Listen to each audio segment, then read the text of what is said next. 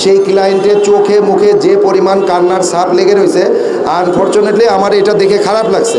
Embassy আমাদের দেশে চাই, কারণ আপনারা জানেন যে অতি সম্প্রতি নেপালে যাওয়ার জন্য, নেপালে যাইতে গেলেও আমাদের ইমিগ্রেশনে প্রতিনিয়ত অফলোড করে দিচ্ছে শ্রমিকদেরকে। ভিয়েতনাম যাওয়ার সময়ও ইমিগ্রেশন অফলোড মেরে দিচ্ছে। কেন? তোমরা কেন শ্রমিক ভিসায় যাবা? তো এখন আমি তো ভিসা নিতে যাব, আমার অ্যাপয়েন্টমেন্ট হলো নেপাল, অ্যাপয়েন্টমেন্ট দিল্লিতে, এখন ইন্ডিয়ান এম্বাসি দেয় না ভিসা, এদিকে ইমিগ্রেশন বলে অফলোড করে এক একটা ছেলের 6 মাসের জন্য তার ব্যান করে দিচ্ছে। আমরা এইটার থেকে পরিত্রাণ চাই।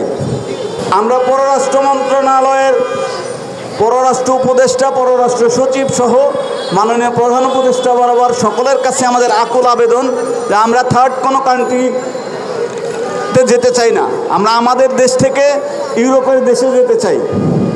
এটা হচ্ছে আমাদের প্রাণের দাবি। উঠে যাই তখন দেখি আনফর্চুনেটলি ওইখান থেকে ডিপোর্ট করছে ক্লায়েন্টগুলার। সেই ক্লায়েন্টের চোখে মুখে যে পরিমাণ কান্নার ছাপ লেগে রয়েছে, আনফর্চুনেটলি আমার এটা দেখে খারাপ লাগছে। তার কাছে বৈধ ওয়ার্ক পারমিট, বৈধ কন্ট্রাক্ট পেপার সব কিছু থাকার পরও তাকে ওইখানে যেতে দিচ্ছে না, অফলোড করে দিচ্ছে। অফলোড করে দিলে কি হচ্ছে, সেই ক্যান্ডিডেট যাওয়া লাগছে ডিএসবি অফিসে। ডিএসবি অফিসে 4 দিন এইখানে ঘোরাঘুরি করার পরে কারোর অফলোড উঠছে, কারোর অফলোড উঠছে না। এর ভিতরে তার 1-1.5 লক্ষ টাকা লস। সে যে রকম মানসিক যন্ত্রণা ভোগ করছে, এটা আমাদের কাছে দেখে অনেক খারাপ লাগছে। আর সর্বোপরি হিসাব করছি যে হয়তো এম্বাসি নিয়ে আসতে সময় সাপেক্ষ ব্যাপার, অনেক প্রসেসিংয়ের ব্যাপার, কিন্তু সরকার ইচ্ছা করলেই ভিএফএস নিয়ে আসতে পারে, ইচ্ছা করলেই ভিএফএস নিয়ে আসতে পারে, কিন্তু সেই ভিএফএসের আন্ডারে সমস্ত এম্বাসিগুলো কাজ করবে।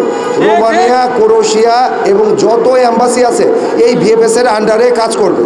এইটা আমাদের প্রাণের দাবি যে আমরা এই ইউনূস স্যারের মাধ্যমে আমরা এই ভিএফএসের সমস্ত কার্যক্রম যেন বাংলাদেশে পরিচালিত হয় এবং যত দ্রুত সম্ভব এইটা যেন আমরা করতে পারি, এর জন্য সরকারের কাছে দাবি জানাচ্ছি আমরা। এখন ইউরোপগামী বিশেষ করে যারা কর্মী বিষয়ে যারা ইউরোপে যান, তারা যে হ্যারাসমেন্টের শিকারটা হচ্ছেন, বিশেষ করে ইন্ডিয়া যাওয়া, এটা মানে একেবারেই বলার মতন না। আর এই পরিস্থিতিতে আমাদের গভর্নমেন্টের উচিত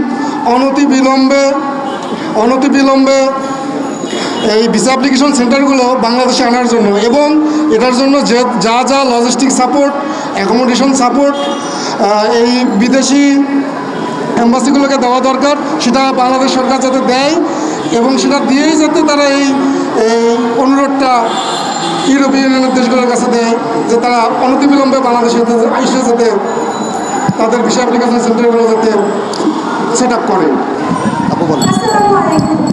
এগুলো তো গেল সফলতার কথা। আর আমরা যারা মাসের পর মাস পর্তুগাল এমবেসির জন্য দিল্লিতে পরে